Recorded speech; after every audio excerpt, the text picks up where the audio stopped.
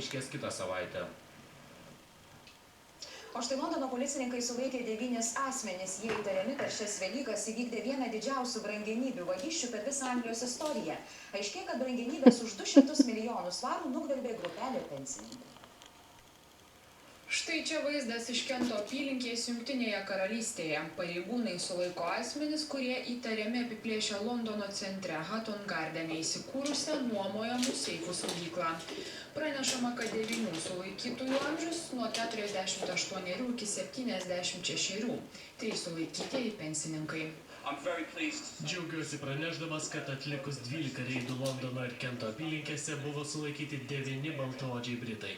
Jie visi apkaltinti vagystės sąmokslu. Be to didelė dalis vertingų brangenybių buvo konfiskuota.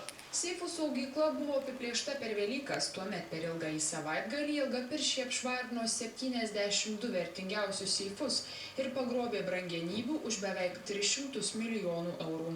Apiplėštoje saugykloje brangenybės laikė milijonieriai, brangenybių kūrėjai, juvelyrikos parduotuvės. Per Velykas į saugyklos pastato, kuriame ilgąjį savaitgalį nebuvo darbuotojų lifto šachtą, vagys pateko per pastato stogą.